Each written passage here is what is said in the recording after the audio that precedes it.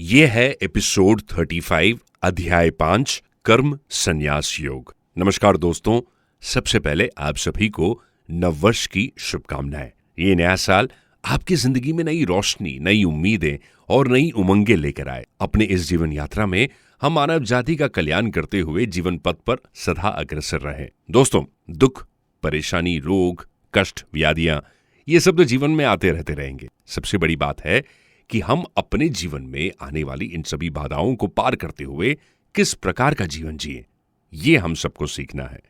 देखा जाए तो जिंदगी एक मौका है, एक अवसर है, एक अपॉर्चुनिटी है श्रेष्ठ बनने का, श्रेष्ठ करने का और श्रेष्ठ पाने का। जीवन कितनी दुर्बलता से प्राप्त होता है, ये बात जिस दिन हमें समझ आ जाएगी उस दिन शायद हम इसका दुरुपयोग करना बंद कर देंगे। श्रीमद् भगवद गीता हमें किस प्रकार का जीवन जीना चाहिए यही तो सिखाती है। 4 अध्याय में हमने ये जाना कि कर्मों के बंधन से बचने के 2 उपाय हैं। कर्मों के तत्व को जानना और तत्व ज्ञान को प्राप्त करना। जो व्यक्ति कर्म करते हुए उसके फल की अपेक्षा बिल्कुल नहीं करता, किसी भी तरह की कामना, ममता और आसक्ति नहीं रखता, उसने सही तरह से कर्म तत्व को जान लिया है। अब जड़ता से संबंध विच्छेद हो जाना ही तत्वज्ञान है। सन्यासी वो नहीं जो सब कुछ छोड़कर सन्यास ले ले। जो इंसान अपने कर्तव्य का पालन करते हुए किसी से राग द्वेष नहीं रखता, वही सच्चा सन्यासी कहलाता है। जीवन में समय कैसा भी चल रहा हो, अनुकूल परिस्थिति हो या प्रतिकूल, दोनों में समान भाव रखने वाला व्यक्ति ही सबसे बड़ा ज्ञानी है। अब छोटे छोटे कदमों से ही तो लंबी दूरी तय की जाती है। बांसुरी की गीता के माध्यम से हम आपके लिए गीता के श्लोकों को बहुत ही सहज और सरलता से प्रस्तुत करने का एक प्रयास कर रहे हैं। मित्रों, यदि हम हर सप्ताह कोई भी एक सकारात्मक बात ग्रहण करने का प्रयास करेंगे तो जीवन की कठिनाइयों के बावजूद भी अपने जीवन को सरल और सकारात्मक बनाकर हम जी सकते हैं। हम सभी ज्ञानी हैं और ये बात भी हम अच्छी तरह से जानते हैं कि संसार में अपने कर्म को करके हम सबको एक न एक दिन इस संसार को छोड़कर जाना है। हम ना तो कुछ साथ लेकर आए थे और ना ही कुछ साथ लेकर जाएंगे।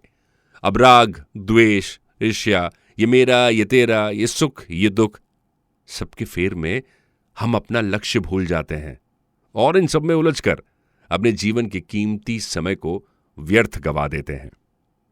हमें ये मानव जीवन मानव कल्याण के लिए मिला है। यदि हम प्रेम करना सीख लें, दूसरों के दुख दर्द को अपनाना सीख लें, तो हम सही मायनों में मानव कहलाने के अधिकारी बन जाएंगे। तो चलिए दोस्तों, इस नए साल के आगमन पर हम 5वें अध्याय का शुभारंभ करते हुए एक नया संकल्प लें कि श्रीमद् भगवद गीता में बताई गई बातों को अपने जीवन में अपनाने का प्रयास करेंगे। जितना भी हो सके दूसरों की भलाई के बारे में सोचेंगे और उनके हित में काम करेंगे। कौटुंबिक स्नेह के कारण अर्जुन के मन में युद्ध न करने का भाव तो पैदा हो गया था। वो युद्ध न करके भिक्षा के अन्न से जीवन निर्वाह को श्रेष्ठ समझने लगे और स्पष्ट रूप से कह दिया कि मैं किसी भी स्थिति में युद्ध नहीं करूंगा। अपनों के लिए उन्हें युद्ध रूप कर्म को त्याग करना उचित लगा। इसके लिए अर्जुन ने कई तर्क और युक्तियां सामने रखी। अर्जुन भगवान के द्वारा कही गई बातों को अपने अनुसार समझ रहा था।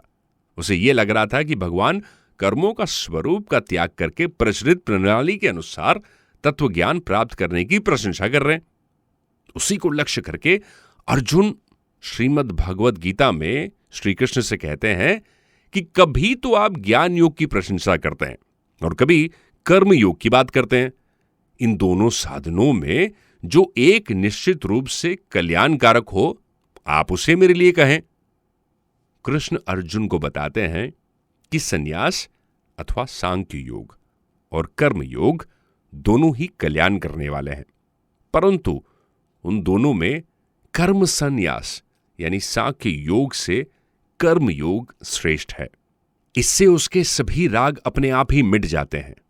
किसी भी अतिरिक्त वस्तु का त्याग करना कर्म योगी के लिए जितना सुगम है, उतना ज्ञान योगी के लिए नहीं। ज्ञान योगी के लिए किसी भी वस्तु का माया मात्र समझकर त्याग करना थोड़ा कठिन हो जाता है। उदाहरण के तौर पर हमारे पास कुछ कंबल फालतू पड़े हैं। ये कंबल किसी के काम आते जानकर हम उनका त्याग बहुत आसानी से कर देते हैं, परंतु उन्हीं कंबलों को विचारधारा, अनित्य, मायामय पदार्थ समझकर छोड़ना बहुत कठिन होता है।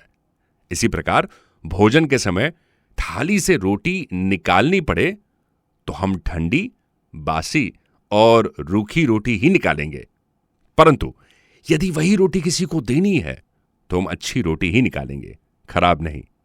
ज्ञान योगी तो केवल अपने लिए उपयोगी होता है, लेकिन कर्म योगी संसार मात्र के लिए उपयोगी होता है। जो संसार के लिए उपयोगी होता है वो अपने लिए भी उपयोगी होता है।